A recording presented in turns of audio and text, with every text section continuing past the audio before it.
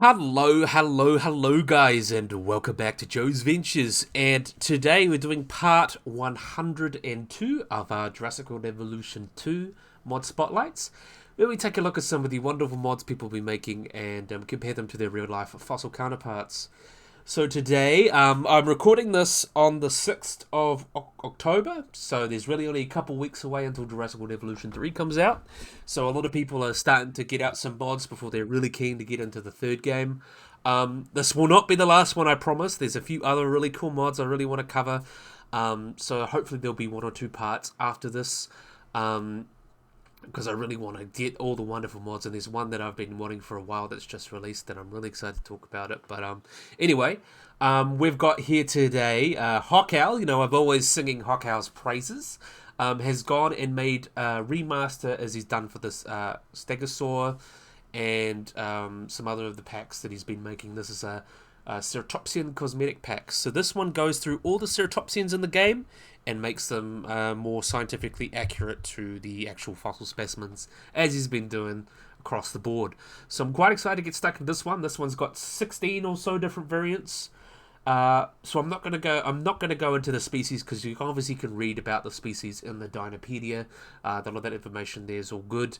But I want to go talk about the different species and the changes that have been made to make them a little bit more scientifically accurate. So let's get started. So we're starting in alphabetical order. So we're going to be starting with today with Chasmosaurus belli. So he's actually gone and put the different species here as well. So let's have a look at the Chasmosaurus belli.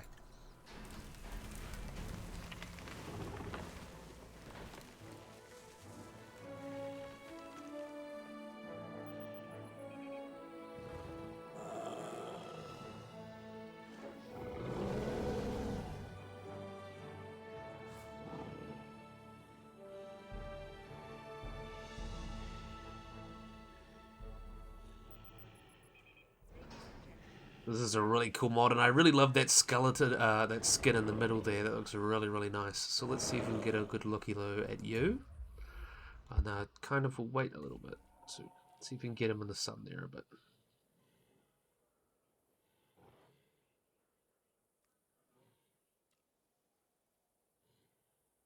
I don't like the light. There we go. Okay, so this is a lovely skin. I love the red and the brown. It goes quite well together. So this is Chasmosaurus belli. So Chasmosaurus itself means opening lizard, referring to the large fenestrae that you can't see on here because it's covered in skin. So these guys, it means opening lizard, and because Saurus means lizard. In terms of this particular species, so this first species was discovered in 1898. So this is the type species, or the species that defines the genus, pretty much. So this is the first one found, and the other two species are all both were found after belli. So this is the type species. So the first discovery was found at Berry Creek, Alberta, by Lawrence Morris Lambie, by the Geological Survey of Canada. Found a partial bone that was part of the parietal bone, which is part of the neck frill, and he thought it was actually as part of Monoclonius. So Monoclonius was at extinct. You've probably heard of it before if you know your dinosaurs. It was in like the first Ceratopsian, and it was kind of like a chimera of all these different Ceratopsian bits they put together because they kind of look similar. And this was originally part of Monoclonius, and was described as the species Monoclonius belli to describe it, and the scientific name honors Walter Bell. But however, in 1913, they found much more specimens of Monoclonus belli in the Middle Dinosaur Park Formation of Alberta. And based on these finds, Lambie erected Protorosaurus, and then Protorosaurus was actually given to this guy. But then they found out this name was actually given to a Permian type of reptile, so we decided to name it Chasmosaurus in February of 1914. And Lambie has now assigned a paratype, which really gives us a much better idea of the specimen as well. And since about to date, more remains and more specimens have been found, and there's also been several other species put in the genus. Some are considered different genera, some are considered, we'll kind of get into that soon. But you can see this subspecies here, one of the, oh, well, not subspecies, this species here is mainly in the differences between the horns and frill. Belli tends to have more like of a V shape. Let's see if we can get a look more of a V shape in its frill there, so you can see kind of that V.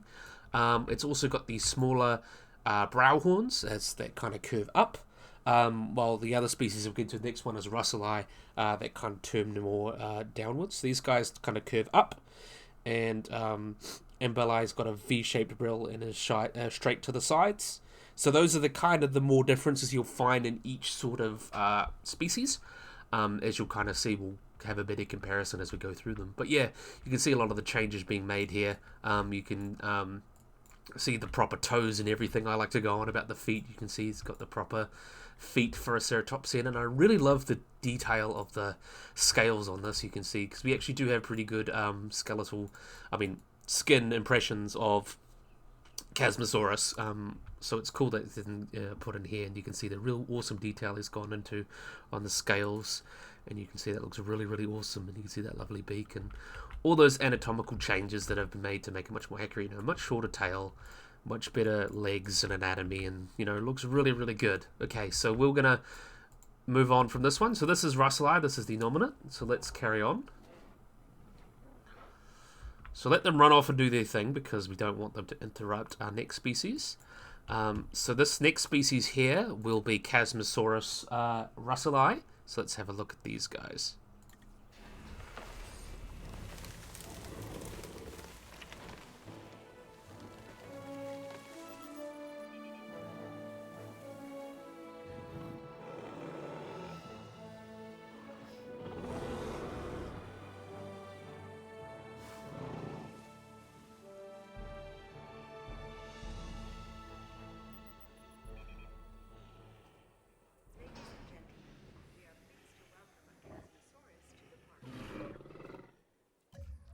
See who we could have a look at. We'll have a look at you. You look like in a nice posse. So you can see kind of the difference here with another species here. So this is Chasmosaurus russellii, that was named by Charles Mortimer Sternberg. This was described in 1940, so about 30 or so years after Chasmosaurus was erected, based on a specimen MNC 8800 that came from southwestern Alberta, or the Lower Dinosaur Park Formation. So the specific name honors Loris Shaho Russell, and also Gregorius Paul renamed Pentasaurus Sternbergi to this species, Chasmosaurus. But it was also, they tried to rename Monoclonus into different species there. And another species as well, Chasmosaurus macleanensis, was actually renamed to Anguloceratops. So there's a lot of different taxonomy stuff going on here, which is interesting. So we're going to get into that a little bit later. So yeah, as I mentioned, we do have those skin impressions. This one, as I mentioned, Russellii, you can kind of see the difference here. They've got much larger brow horns, you can see, as you compare to Russellii. You can see Russellii over here. See much smaller brow horns, bigger nose horn. These guys are kind of the opposite going on. Much bigger brow horns and smaller nose horn. You can also see the difference in the frill. So the frill is a much more square. This one's got a lot more of a V shape to it over in there, and this one's got a lot more straight. And they've also got differences on the little epicidal bones on the edge there. It's a little bit more spiky on the Russellii. These are a little bit more broad on this species. In terms of, not too different, as we can see, we've got the lovely feet and everything, and shorter tail. They really did a really good job with this. I'm actually quite proud, and really love seeing all the different skin impressions and stuff, because we do have skin impressions. So the skin impressions that we have, the area is covered from the right hip region and is about a half a meter. They have large scales that are evenly spaced in horizontal rows along with smaller scales, and the larger scales tend to have a diameter of about up to 55 millimeters, which is interesting as well. So that's kind of there, and they were distanced from each other by 5 or 10 centimeters, and then there were these large hexagonal or pentagonal scales with 5 or 6 sides that were somewhat smaller, and then they kind of rosetted around them. So it seems like that. And from top to bottom, the scale rows tend to got smaller, so they got bigger, and then as you got to bottom, they got smaller. And unfortunately, nothing can be learned about the coloration based on these skin impressions. So all of these colors are very likely, and I really love how Hockowl does a lot of the colors here. Definitely a nice bit of variety. I think this is definitely a really nice one. Even just that green there looks very natural. Did a really good job with Russell here. Really, really cool. So yeah, great example of the different species. So let's you move on and do your thing. And I've got to go turn off the, not turn off the park, close down the park, because they're going to keep complaining. That's fine. That's a little side hustle. Just allows them to get away from my hatchery. And then we've got here, this is the last species of Chasmosaurus. This is Urbanensis. So this is the last species we'll be talking about today.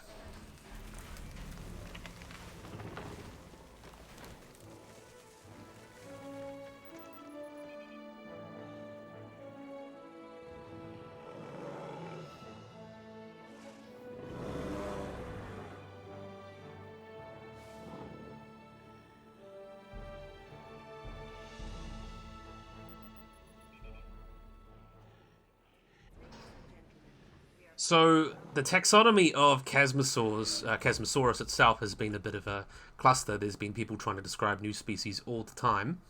We'll actually let you move on a bit because I want to get a good view of you guys in the sun, so you can get a good look. Because that one's got a nice pattern there. I want to get a look at you. I want you to go in the sun. Come on. You're gonna go in the sun? I want to have a look at your face in the sun. Go. There we go. That's what we wanted. All right. So we're going to have a look at this. This is Urbanensis. So this, as I mentioned, the taxonomy, there's been a lot of different species names that have both been named as new genera. So a good example of genera is Eoceratops, Mojoceratops, or Vargoceratops. And what's very interesting about this species, which is the newest one, is found in 2001, Chasmosaurus urbanensis, comes from the uppermost beds, or the youngest beds of the Dinosaur Park Formation. And this was actually originally given its own genus. So the genus itself it was given was Vargoceratops, as I kind of mentioned before, and that was named in 2010. However, Campbell et al. Actually referred Vargoceratops back into Chasmosaurus, and other studies have found likely Vargosaurus is like the sister to Cosmoceratops, and should be maintained as a distinct genus from Chasmosaurus, but its placement will probably remain unstable until Chasmosaurs are better understood. So this is very much potentially its own genus. There is, it's back and forth whether this is its own genus, and you'll find that a lot with a lot of these different videos, because taxonomy is always something that's changing as we learn more, especially with dinosaurs, because we know so little about them. So taxonomy will always change, especially when we learn more. So this potentially could be its own species, and I like Hockow's devotion to putting the different species in there. So even though this could be Vargoceratops, I like that he managed to sneak in another interesting animal in there. We'll have another couple examples of this before. Mojoceratops, which is considered its own species, was considered a species of or a species of Chasmosaurus. So the new genera have been described in the Eoceratops. Also, Krasitsky is another one that's been talked about, and also Utaceratops, and so there's a lot of different ones that have been named out of them as well, so it's quite interesting. But yeah, it is sometimes considered its own genus, Vargoceratops. So in terms of Vargoceratops, a very interesting animal. You can see it's very similar in size, but what kind of sets it apart is that it's got no brow horns. You can see there's no brow horns to be seen, unlike the Russelli and Belli. It's just got the nose horn, which is interesting because it's a Chasmosaurian. Centrosaurians are kind of famous for having the large nasal horns, but these guys have no brow horn at all. And you also see they've got these overturned, these curving and papayable bones. I believe that's how you say it or something like that. I've said it before. I'm blanking on these, but these little bones on the edge of the frill, they curve forward across the top, and that's very similar to Cosmoceratops. And that's why it's also kind of considered, maybe it's a relative, because it's also got this kind of going on, and they've got very similar frills in a lot of regards. So yeah, very interesting one still. Definitely a big fan. So we're going to be moving on now. I really love the skins on this one. I like the eyes there. And, Hockowl really does a really good job. I need to stop singing his praises so much. I'll just finish it up. But you can see the scale patterns, get smaller as it goes down. So this is all based on real evidence. So he's really done a really good effort to try and represent this animal in a realistic way. The skull, the skin detail is just amazing. Definitely a big fan. Yeah, so that is all the ceratopsians, not ceratopsians, the Chasmosaurus species done. And if you guys want to go read about it, you can just read about it on Wikipedia. There's lots of different species that have been described and then put in their own genera or considered nomen dubiums, or decided that, they're actually not actual valid things because you can't tell them apart from each other because there's no diagnostic features. But yeah, we're going to move on to some other species here. We've got Microceratus, or Microceratus. Really, really cool little ceratopsian here.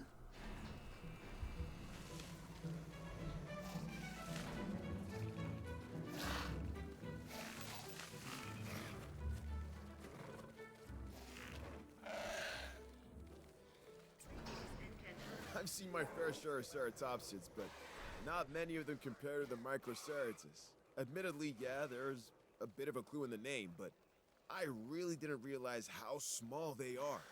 With that said, they may well be cute, but that doesn't mean they're mute, because they're certainly, how should I put this? Communicative little critters. Alright, we didn't want to introduce that. I don't know why it came out that time, but anyway, we're going to have a look at these cute little goobers. Well, let's look at you. You've got nice colours on you. A little bit of purple, a little bit of brown. We'll have a look at you. So this is also technically a dubious genus. So Microceratus, which means small-horned. These are a small ceratopsian from the late Cretaceous of Mongolia. They walked on two legs, unlike a lot of their later relatives that we're going to go through a lot of their video in this video, and got to about 2 feet long, so very, very small, and were one of the first ceratopsians found, along with Psittacosaurus, and that was also from Mongolia. So these guys have a bit of an interesting taxonomic history. The species name itself is was originally called Microceratops gobiensis and was described in 1953 by Bolin. And then there was another species, Cycloidens, which was named to be Asiaceratops.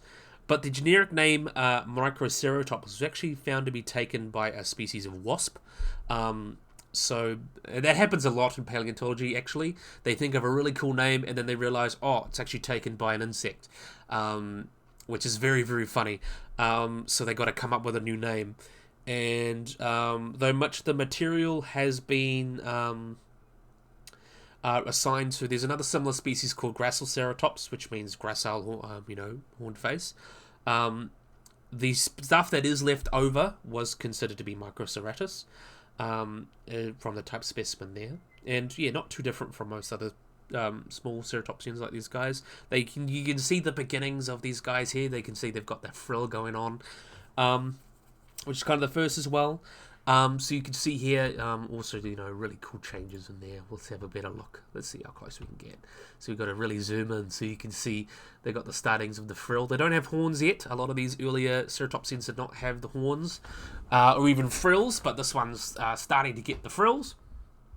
You can see that really awesome detail of that big bulky head that they've got going on there. Nice beak, and you can see all the details there. You got to see they've got the correct, so they've got, as I keep going before with the feet, they have got the first 3 digits have nails on them, the other 2 don't. So you can see that's what that goes on there. And you can see how that becomes the foot. And these guys, as you can see here, the foot there, you can see the 3 nails and the 2 there. So it kind of goes onto, when they go onto 4 legs, going on there. Alright, let's have a look here. And then you can see the rest of this guy, almost walking around on 2 legs, like other ornithopods. And they also got the 4 foot on the back foot there. Let's have a look here. So you can see 1, 2, 3, 4. And you can see they've also got the 4 on the back there. Where are you? We should be over here. Here you are. So you want 1, 2, 3, 4. And you see that at the point where they start to become a lot more a lot larger and walking on 4 legs, you see all 4 of those toes come to the ground there. You've got a long tail comparatively. And the tail shrinks, as you can see, because they've got 4 legs. They're much more better balanced than on 2, so they can get bigger and they don't need this quite as large tails. And yeah, looks really, really cool. Another really cool little species that we get to talk about. So yeah, we're going to move on. So let these guys run off. I want to make sure that we've got enough space for our next species. And this is a really cool one. So we've got one that's kind of featured quite prominently in Jurassic Park. we have gotten a Pseudoceratops.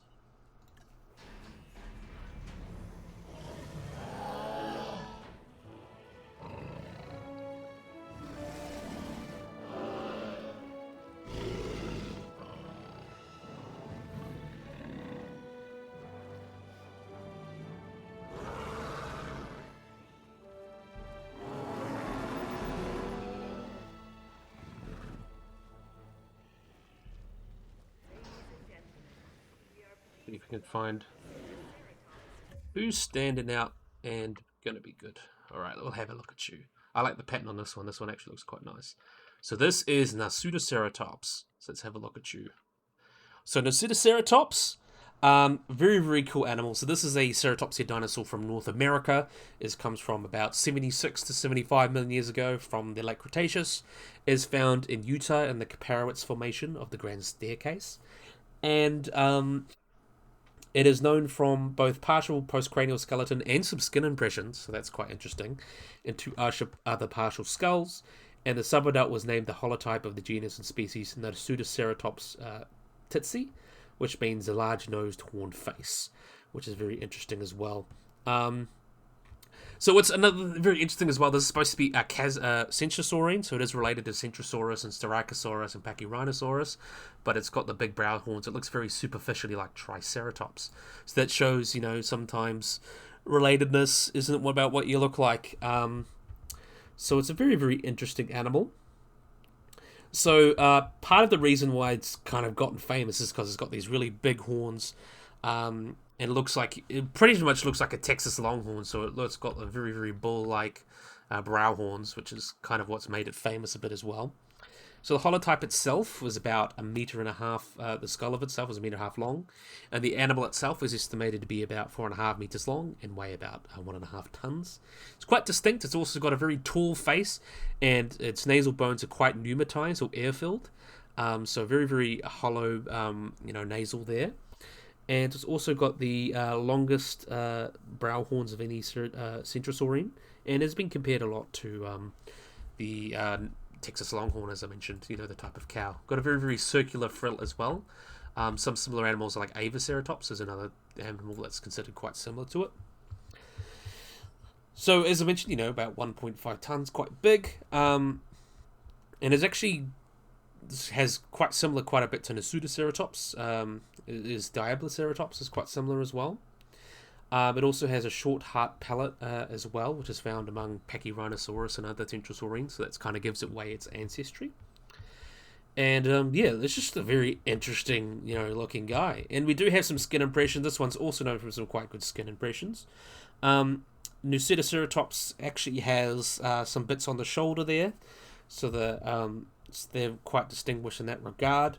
The 3 patches of skin that are found on the scapula suggest they have round-shaped scales, which are quite interesting as well. And they do seem to be similar in terms of arrangement and things to other ceratopsians, like Chasmosaurus and Psittacosaurus and Centrosaurus.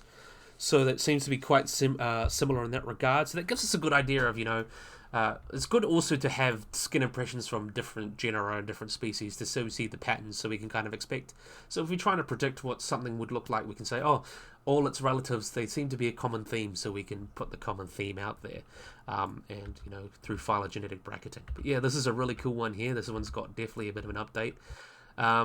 Got much more of, that big round head, and I think they did a better job, with the horns as well. Big round frill there. Looks much more accurate to what we actually know of the animal. A very big round body, like they typically have, and the correct feet, which we always love to see. They're really, really cool. Loving the Pseudoceratops. You can see how, if we go back and watch the video where I covered the first one, that must be a good while ago. You can look and see how much Hockal's stuff has actually improved. And it's quite amazing. But yeah, these guys are also found in their own group, so they're Pseudoceratopsinae, so there's a family along with Avaceratops, and lived in an area with lots and lots of other different ceratopsians as well. There's a lot of evidence in looking into that, which is very, very interesting. But I'm not going to delve into that too much now because I'm only really looking over the appearance. But yeah, the skull is much more accurate. You can see, you've got the much more circular frill. Yeah, and the anatomy is just so much better than the wrinkly. Basically, the original Nasutoceratops basically just got those big elephant feet and that long tail, and the skull's all messed up. They tried to keep some of the basic features, but the round, they messed up with the frill and stuff like that. But this is just a much more accurate animal in comparison. So yeah, really, really cool. Another great one from Hokkao. Really love the detail and the patterns. So we let them run off and do their thing, of course. I think we're about finished with that one. So next up, we've got Pachyrhinosaurus, which has also got 3 different species. So let's have a look at these guys. And we'll get into them as well and talk about them. So this is Pachyrhinosaurus. We're starting with Pachyrhinosaurus canadensis.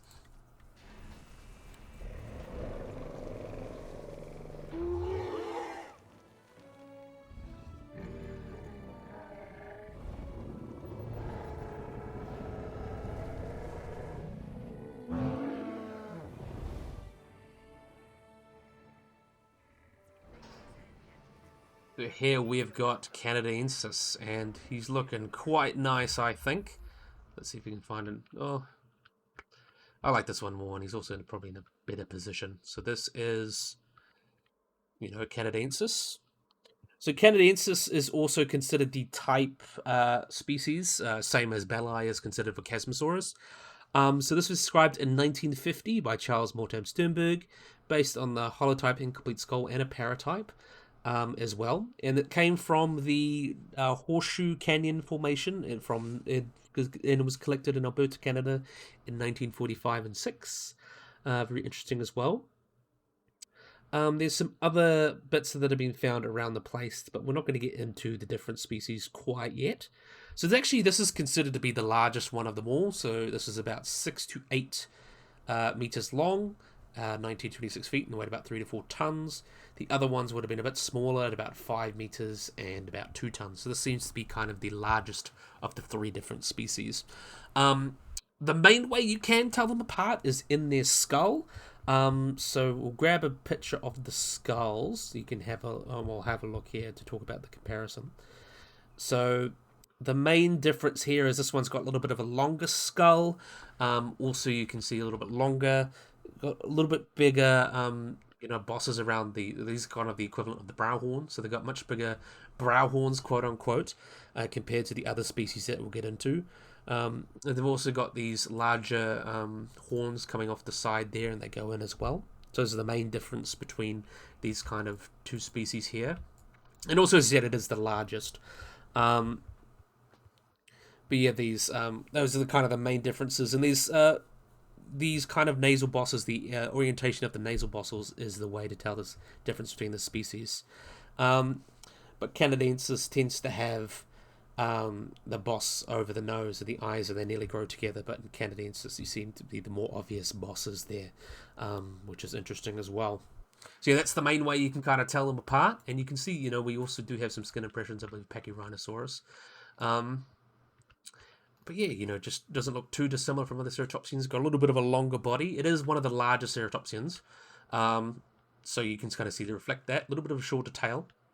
A really, really big head, as you can kind of see there. Done a really, really good, really big, bulky head. So yeah, we're going to open up the next one. And then we can do a direct comparison at the end. So next up, I believe we've got Lansqueri. So this is the youngest species, or the next species. So let's have a look at these guys.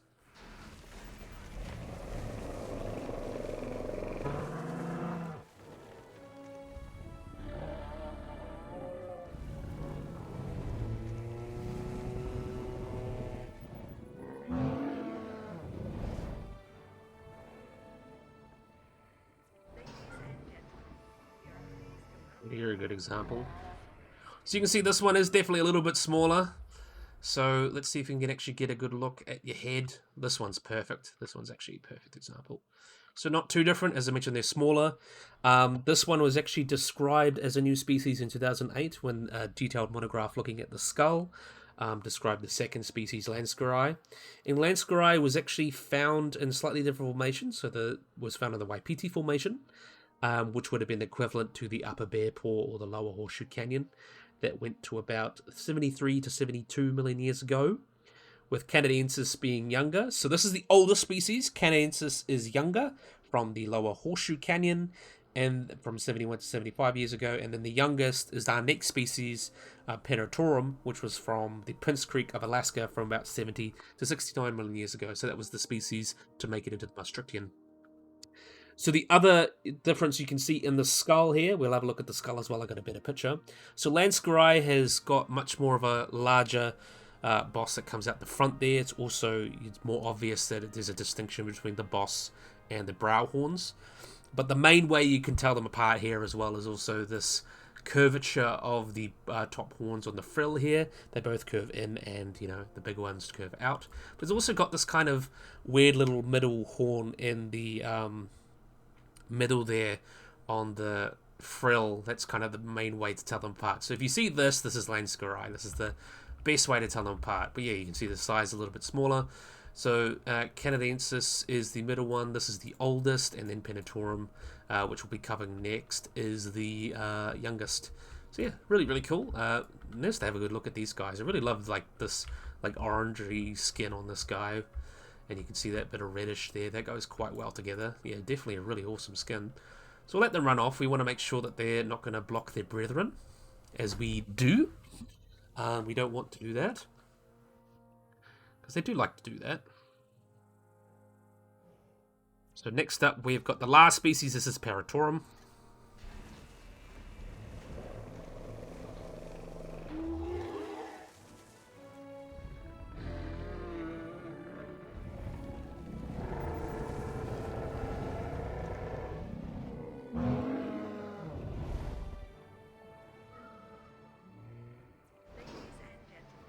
This is quite a nice one here, and you can definitely see the differences as well. That one literally looks like the Prehistoric Kingdom one if it was scaly. Because the Prehistoric Kingdom one has got kind of a shaggy coat, which is cool and all, but may not be accurate. We did know they have feathers, or filaments, something like feathers, but they probably didn't have that. But this one literally looks like the one from Prehistoric Kingdom if it didn't have fur covering it. But in 2013, this is as I mentioned, the youngest species. There's an incomplete nasal bone for Pachyrhinosaurus palectorum. Kind of came out from the Koval River in Alaska, and which is very interesting as well. And this has a nasal ornamentation that is dorsally enlarged, so quite a bit taller, and could represent an immediate stage of growth, and which is has a degree of integument complexity not seen in other species. So it's determined that it has a dorsal surface of a nasal thick cornified pad or sheath as well. So Pictorum, which is the other difference as well, it's actually got quite a bit of a shorter skull, much taller than the other guys. You can see it is much taller than Canadensis. Let's see if you can see Canadensis here. So it's a little bit taller. And you got a bit of a wider beak as well. It kind of comes out a bit more like this. It also could be, resembles a bit more of an immature specimen. It's also got a little bit bigger brow horns as well, compared to Canadensis. And then it's also Canadensis, you can see it's got these kind of straight horns that go out and then in and out like that. These ones have got a bit more curly, so they're a little bit more similar to Lansqueri in that regard. So they've got the curvier ones more like Lansqueri. And also their middle horns on the top there, they don't come out of the top, they come out of the frill there. So that's the other ways you can kind of tell them apart as well. That's kind of the most obvious ways. So they all kind of have this, and there's some prominent kind of horns. The skull also bears some small ornamental horns that vary between the species, so we tell them apart. Lansqueri, the two bosses have a wide gap, and in Canadensis and Lansqueri, they have two small curved backwards horns as well. So this seems to be about right as well. And actually, they thought to have had unique flattened horns which reached forward and down the top edge of the frill, but it showed that it negligibly presented and had the same backwards horns as its sister species. So that's pretty good there. So yeah, that's the three different species. You can compare the skull. So there's Palectorum, so that's the youngest. This is the oldest, and then we've got here Canadensis. So this is Canadensis. You kind of see there, and then Lansqueri, and I believe Canadensis would be considered the sister species because that's the youngest. Let me check. I'll check that quickly. Yep. No, so Canadensis is considered the morphologically the youngest, or the oldest, and then Lansqurai and Pantatorum kind of mixed. This, you can see there's similar features with the horns there for Canadensis, not Canadensis, Lansqurai and Pantatorum. But yeah, really, really cool. Really, really great one. I know Hawk Owl is really just pumping out all these Ceratopsians, so we're going to let them run out again. Don't worry, we're on the tail end now. So next up we have got Pentaceratops. So really, really cool animal. I do love Pentaceratops. So let's have a little look at this guy.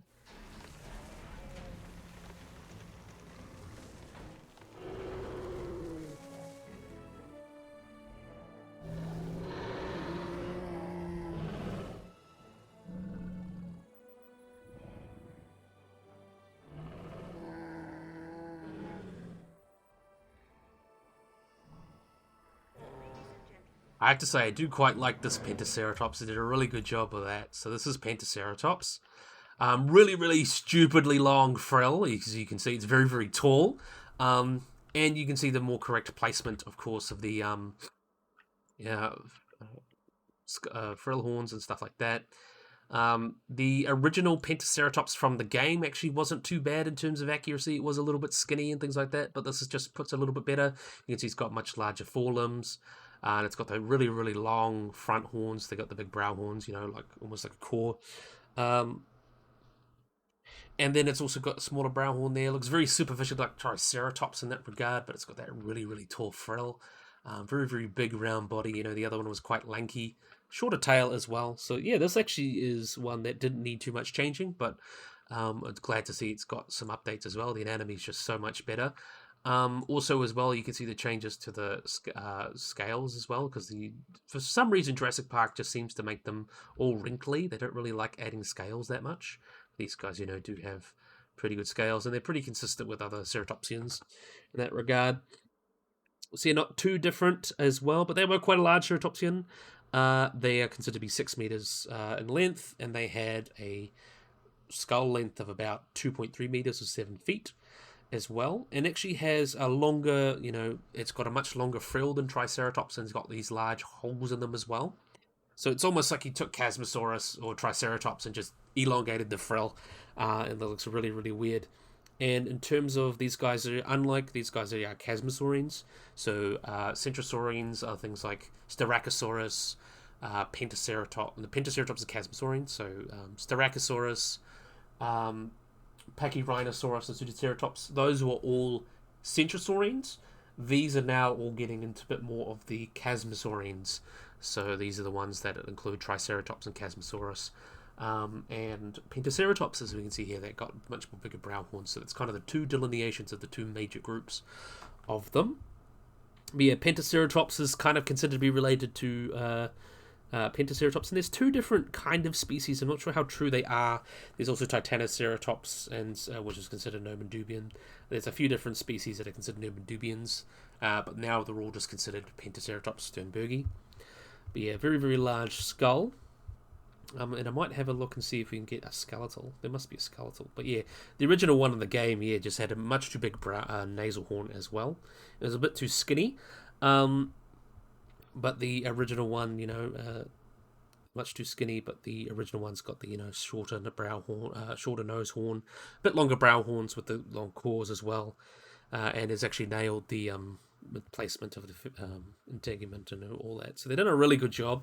I'm actually quite happy with this one, and I really like with also because Pentaceratops has also got that really funky back. It's almost got like a bit of a hump going on there, and you can see that's accentuated quite well.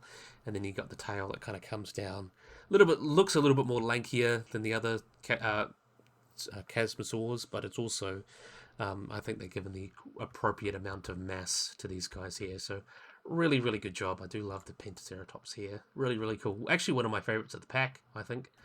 But we'll get into the others later. So next up, we've also got the only one from Asia. So these are all pretty much American ones, except for Microceratus, which is almost pretty much all Centrosaurines or Ceratopsians that are later. The ones basically all come from America. This one is actually from Asia. We've got Sinoceratops.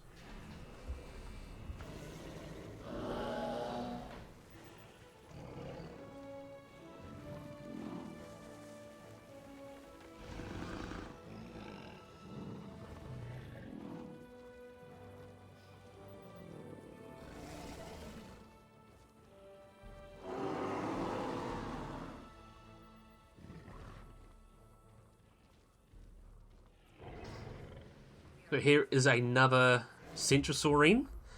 So this one, and I know I hate it when it does that. There we go. So this one is actually the only one in here from Asia. So that's quite interesting. What other ones can we... now we'll have a look at you. I like how you're positioned. But yeah, this one definitely got the most love because the one in Jurassic Park or Jurassic World was absolutely atrocious. It was way too fat. Had all those really like Indian rhino type of stuff, and it also had these huge holes in its fenestrae which looked stupid. But yeah, this one's definitely gotten a very, very well-deserved upgrade and really represents the animal quite well. So these guys are from the late Cretaceous of China and lived between 77 to 73 million years ago. And it's actually the first ceratopsid dinosaur discovered in China and the only ceratopsid found in Asia. So all other centrosaurines and chasmosaurines are all found from North America, but this is interesting because it's the only one from Asia, and its name means Chinese horned face, and Zhuxingensis kind of refers to the what does it say? The specific name refers to the city it was found, and this was discovered by paleontologist Zhu Jing. This also was quite a large ceratopsian, about 5 meters long and about 2 tons, so quite big. What really sets it apart as well, it's got these curving horns at the top here. It looks actually kind of Asian to me, you know what I mean? Like, you know how you think of those paintings of the Chinese dragons and stuff with the curved horns? I think it fits quite well as a Chinese animal as well. But you can see Centrosaurine, it's kind of got that central horn there. And you can see all the changes to the anatomy. It hasn't got the big holes in the fenestrae. Big holes. Much more of a, longer snout and much more boxy snout. Much not overly flabby, and the anatomy just fits much better to Sinoceratops and what it looked like in reality. But in most part, it didn't look too different from other Centrosaurines. But yeah, where it lived was quite interesting, and it seems to be a little bit of an earlier one. Its close relatives are Wendiceratops and Xenoceratops, which are both American. So it's actually believed that this would have gone across Beringia back in the Cretaceous, and it would have gone to Asia and managed to colonize there. There seems to be lots of back and forth between Asia and North America since the Mesozoic, and we have because even more recently, you have camels and stuff and rhinos, which all evolved in America, and then they got out and colonized Eurasia and Africa, and now we think of them as African animals or Asian animals, but they're actually North American animals. So that's quite interesting as well. But yeah, this guy would have lived with Shatungosaurus and Juicing tyrannus, which was a relative of Tarbosaurus. So yeah, a very, very interesting animal. And it actually wasn't that well known, but you can see kind of the anatomy there, and they really this is the one that's probably got the biggest glow up of all. I think it looks much better. The second only, I think, Triceratops got a pretty good glow up, but this is much more scientifically accurate Sinoceratops. So yeah, really, really cool there. So we'll let you run off and do your thing. Don't come this way. I want to release out this way. So next up, we have got Styracosaurus, and Styracosaurus comes with a couple species. Our last 3 animals do come with a couple species. So next up, we're going to have a look at Styracosaurus, as we kind of mentioned before. So this is Styracosaurus albertensis.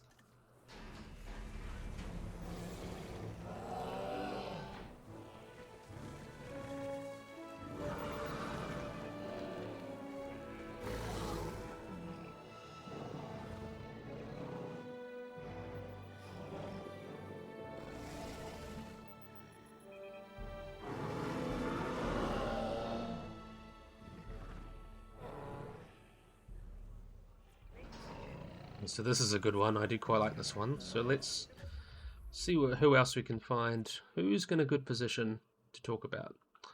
We'll have a look at you. I like you. You look nice. So here is Styracosaurus. So the first fossils of Styracosaurus was collected in Alberta, Canada by C.M. Sternberg from the Dinosaur Provincial Park, which is now called the Dinosaur Park Formation, and named by Lawrence Lambie in 1913. The fossils indicate that, so it is quite well known who found the missing lower jaws and most of the skeleton. The fossils itself indicate it was about just under 6 meters long and about 5 foot at the hip. Its unusual feature is that the first skull is at the smallest. Feral spike was on the left side and partially overlapped on the base of the next one. So that's kind of interesting there in that regard. So there's been lots of different taxonomy mess with this guy, but it's kind of dwindled down to 2 different species, maybe two different genera, but we'll get into that. So we're going to talk a little bit more about Albertus as the species. So Albertus is, well, there's been these other synonyms. So Albertus has been, Parksy and Albertus and stuff like that. They've all been kind of lumped into them, but they it is quite well known. And obviously there was Parksy that was found to have a short entry, stuff like that, but it's actually found to just be, just variation within a species. But yeah, this is Spinus albertosensis, is kind of the typical Styracosaurus that you kind of think of. As you mentioned, about 5 or so meters long. And what kind of sets them apart with Styracosaurus, they've got that very, very large and straight nasal horn, and also got these very large horns, very charismatic of these animals. Got 1, 2, 3, 4, and it comes down as well, so that's quite interesting. And they've got the 4 large frill spikes, which kind of sets them apart, and they do superficially look like a rhino in that regard. So we actually do know quite a bit about this guy, but I'm not going to get too into it. We do have bone beds of these guys and diets, and they have very diverse frill compared to a lot of other Styracosaur, other animals as well. And we do have lots of different specimens, so we know that these kind of frill spikes were quite variable, so really you could add a lot of variation there, but I think this is just based on the one specimen. As you can, and there's also some evidence, some that didn't quite grow properly, so they had like asymmetry. That's very, very cool to think about that, which is really, really cool. But yeah, in terms of its kind of anatomy, all the same changes that have been to the other ceratopsians, and the skull is definitely much better. Is really, really cool. And then there's lots of debate about, when we talk about Stellosaurus. Is another interesting one. Oh, hello.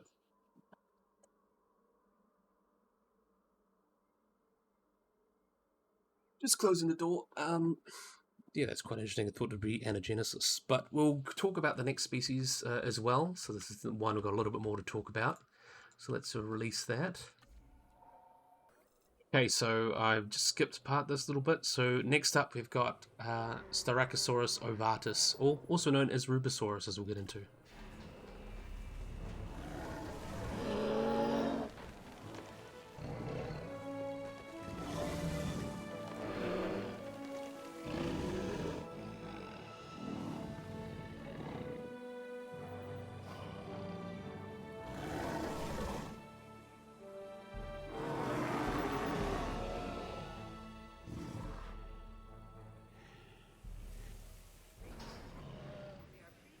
So this is Rubosaurus or Styracosaurus ovatus. We'll have a look at you here. I like this pattern on this one. All right, so this is second species found from the Two Medicine Formation of Montana. So it is found in a different area, and this was described by Gilmore in 1930. It was named from a partial parietal under the accession number as well, USNM 11869. So unlike Albertensis, the longest parietal spines converge towards their tips instead of projecting parallel from the frill. So you can see they kind of converge there. So instead of being straight like these guys, let's see if we can find it. There it is.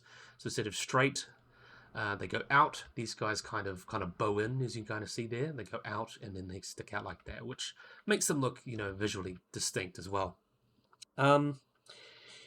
And there may also be 2 sets of spines instead of 3, unlike in Albertensis, and the spines are also believed to be much shorter than those of Albertensis. There was also another specimen found as well, that kind of shows the other specimen kind of similar as well. And due to the following material, it was added to a phylogenetic analysis, and even though it was described as Styracosaurus albertensis, it included clade including things like Inosaurus, Pachyrhinosaurus, and Clurosaurus. And then it decided at the time it was its own genus, as we discussed before, with Vargoceratops. This is also considered its own genus, sometimes Ruboceratops. And while there's some evidence, it's too incomplete to show that the convergence is seen in other specimens. It was considered to be the same species as was also found in the older deposits of Two Medicine. And though it was originally found to be, as I mentioned, in closely related to Ionosaurus, which is the ceratopsian with the kind of the really curvy nose horn that kind of curves basically straight round.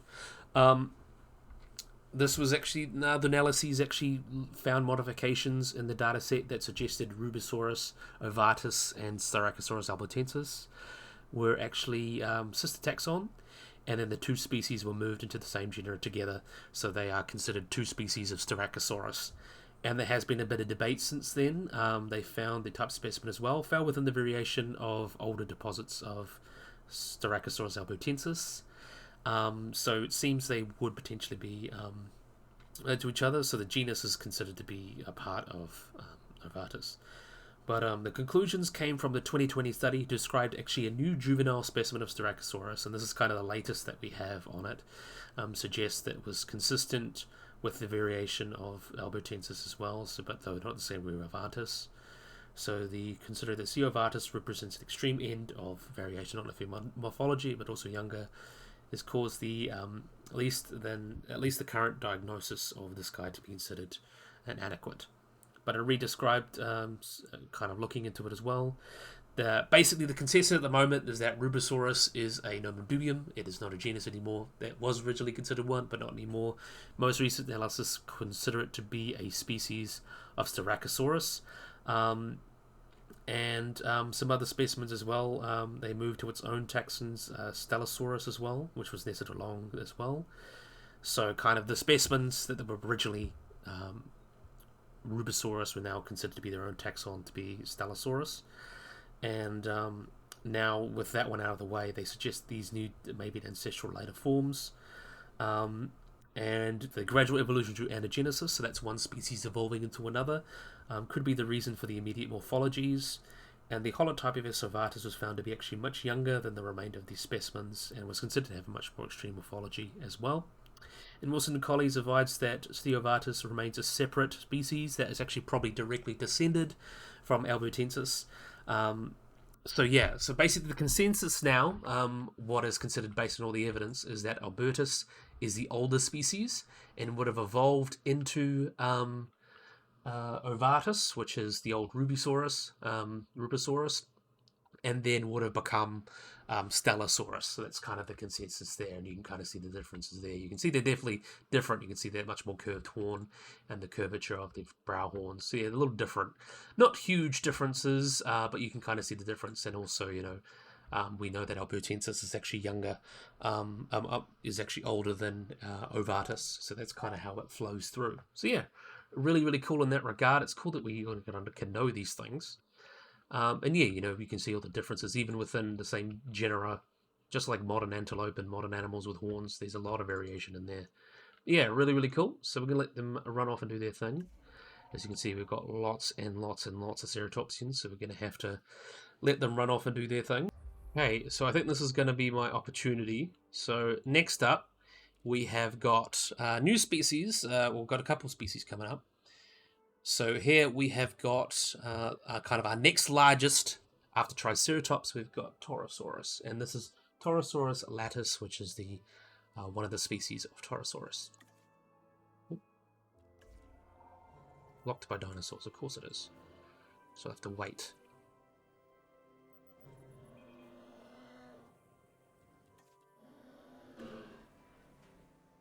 Still get to watch it though.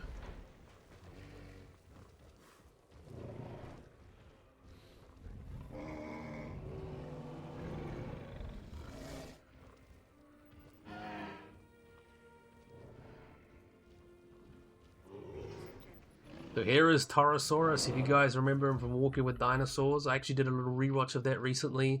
I do love how they put Torosaurus in there. So you can see he's definitely a cut above the rest. He's very large, so Torosaurus and Triceratops are kind of considered the two largest of all the ceratopsians. So this is called the prefronted face because of its two large skull openings on the fenestrae at the top there. And is actually quite a very cool animal as well. So there was a few different species described, but at the moment they've kind of been lumped into Latus and Utaensis. So Torosaurus was frequently mistranslated as ball lizard, but it actually means perforate lizard or window lizard. because it's of the large holes in its fenestrae there in these frill. The two species identified, so this is T. latus. So T. latus is actually based off a partial skull, and the holotype of another species that was considered pretty much identical to T. latus is T. glandius, which is the sword. So those two were lumped into the same because they were pretty much identical. But the holotype has showed even larger skulls. And this is both fossils of latus was actually found in the late Maastrichtian of the Lance Formation. But similar specimens from Wyoming, Montana, South Dakota, North Dakota, Saskatchewan, Utah, and Colorado have all been referred to them. So they can be identified with some certainty. There's also some found in the Hell Creek Formation. There's some also fragmentary remains of Torosaurus latus that have been found in the Big Bend region of Texas and San Juan Basin, New Mexico. And they've also observed that these guys were actually relatively uncommon in the ecosystem. Maybe potentially because they preferred different habitats, something like Triceratops. Maybe they just weren't as common, but also potentially they just preferred habitats that weren't quite as ready for fossilization as the ones that Triceratops lived in. But yeah, really, really cool. So yeah, they're quite large. The largest specimens, are comparable to largest Triceratops, about 9 meters long, weighed up to 10 tons. There was also considered a genus Titanoceratops as well. There was one skull, but it was found to be as well. And the largest Torosaurus skull is actually one that was just put on display in 2023. His name is Adam, and he has a skull length of about 3 meters, so quite huge. So that's very interesting there. And there had been some talk, as I mentioned, they're thought to be a tauromorph or adult Triceratops, but there's a lot that I could go into, but it seems like that is not the case. So this is, as I mentioned, latus as well. Very, very big, which is quite cool. So yeah, this is latus, and I got to say, I really love how Hawkow really did this one. You can see the large horns there. Really, the big frill kind of just sets it apart, I think. It makes it look amazing. This one looks probably the most similar to the Walking with Dinosaurs one with the big eye holes there. Big frill, big horns. And you can also see from Triceratops, it's got much bigger frill, also a bit of a smaller nose horn. Yeah, not too dissimilar, but yeah, really, really cool. So we're going to let them run off. And hopefully everyone will clear out of that area because I want to be able to release things. But I'll have to do some chop and changing. So unfortunately, I will have to do some editing in this video, but I don't mind. All right, so I think we're clear now. So here is Torosaurus utaensis.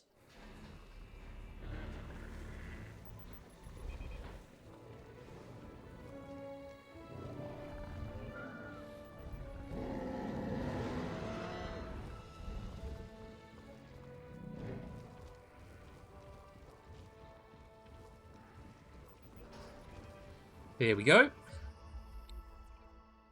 We'll have a look at you. I like the colors on you. You look really nice. So this is the other species, utaensis. And this was actually, again, originally described as its own genus. So this was originally called Rhinoceratops utaensis and was named by Charles Whitney Gilmore in 1946, based on a frill fragment from Emma County in Utah. And then it was actually renamed to Torosaurus utaensis by Douglas Lawson in 2005. And it was left in as Torosaurus utaensis and somewhat older than Latus. In 2008, Rebecca Hunt referred considerable additional material to the species, but research has not yet been published on whether TU utaensis should be regarded as a new species or a new genus, or has been suggested for T. latus or mature growth stage of Triceratops. But yeah, I'm not going to get into that because it seems like it's really not a growth stage. That seems to be just a hornerism. But you can see kind of here, that was originally described as a Rhinoceratops. And luckily we do have more specimens. There may be more justification to actually make it its own genus again, to bring back that genus. I mean, look at Brontosaurus. That was gone for 100 years and then it came back, so I don't see why Tyrannosaurus can't. But yeah, it is potentially quite similar. It is somewhat older than T. latus, so it could potentially be case of anagenesis as Utaensis evolved into Latus, or potentially a Rhinoceros, evolved into a Rhinoceratops evolved into Torosaurus. So yeah, that's quite interesting in that regard. So yeah, I'm going to let you run off and do your thing. So those are our last kind of one before we get to Triceratops. So now, hopefully you don't run over there. Now we've got a bit more space, we can have a look at Triceratops. So we're going to start with the first and oldest species, Triceratops horridus.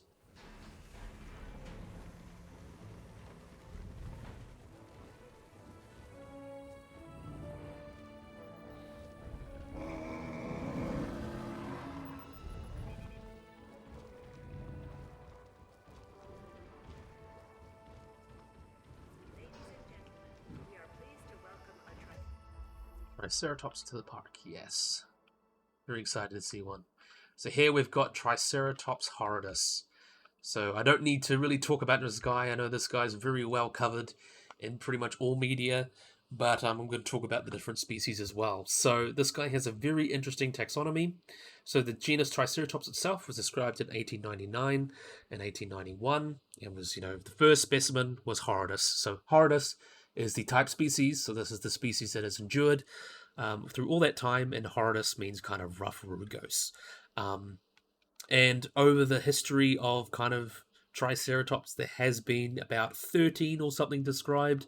So a very, very rich history there. But due to a lot of lumping and stuff, they actually managed to sort through the taxonomy.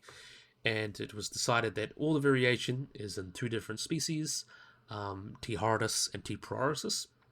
So T. horridus is Marsh, it was 1899, and is considered the type species. And in terms of comparisons to each other, the main way to kind of tell pruritus apart seems to be maybe a little bit larger.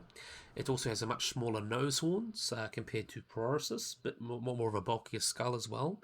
Much more of a curved frill as well. That's kind of the main ways you kind of tell them apart as well. So yeah, as I mentioned, the classification. Yeah, there's so much I could talk about Triceratops, but I can't because I just want to stick with the species and I don't want this video to be hours long. So that's kind of the main ways you can tell from Triceratops horridus, the smaller nose horn and the curved frill as well. Boxier skull's another way as well. So that's kind of the way you can tell them apart. And I got to say, done a really good job. If you look at the original Triceratops from the game, it looks nothing like this. It's got much more accurate skull. Much better head placement as well. Also much bigger and rounder, much more of a rounder body than in a shorter tail. And the correct feet, as you can kind of see going on there. And I gotta say, I really do love these colours. It comes out really well. So yeah, that's horridus. And last but certainly not least, we have got Triceratops pruritus.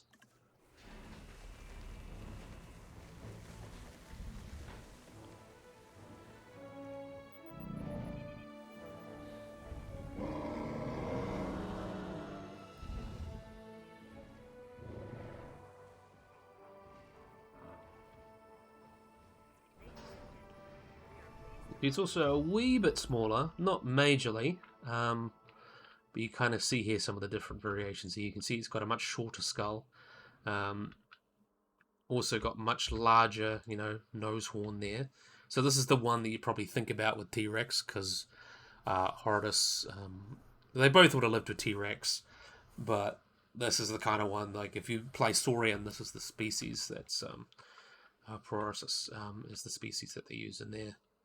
You can see much longer brown horns, and you can see what we also know based on some dinosaurs as well is that they would have had lots of keratin on their horns, so their horns would have been much longer than we kind of normally depict them as, because we do have ceratopsians and chylosaurs like Borealopelta that have their bone cores preserved, but also the keratin sheath over a lot of their horns.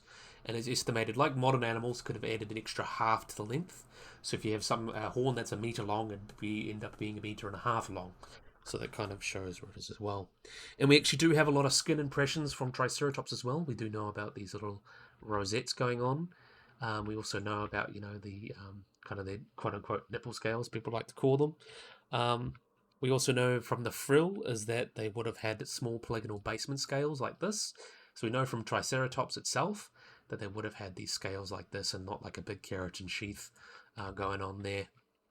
So that's from Triceratops itself, and that kind of comes with that anatomy as well. yeah, really, really cool. I'd love to see, the tiny little tail there. Looks so good. And I love the patterns on this one. I like how they've done to make them, kind of set them apart a bit. Oh, that's not what I want. So here is Horridus. So you get a good look at the Horridus head. And then this is Paralysis. Kind of sets them apart a bit. Also made them a little bit smaller. That's kind of the main way to tell them apart. But yeah, I think this is, we'll let them go through. And yes, I think this is finally we can end the video. So this is a big long one, we've got so many species, and there's going to be some bits that I have to edit out just because there was so many. But yeah, Hawkowl, it was really awesome to see you go through and really make some efforts to kind of go through, and because your skill base has improved so much, to go through and have a look at these different species and kind of redo them and make them even more accurate, because you've really done an awesome job with these. And I hope I know you got the sauropod one on the way. I hope you do a lot more, especially even with Jurassic World Evolution 3. I hope you kind of transition to that one and see how that goes. So yeah, I'm going to thank Hawkowl again. Thank you very much. So yeah, I really, really, really hope you guys have enjoyed this video. If you guys like and subscribe, always look at the bell icon to get notified of anything. So if you guys enjoyed this video, hope you guys like and subscribe, and bye-bye.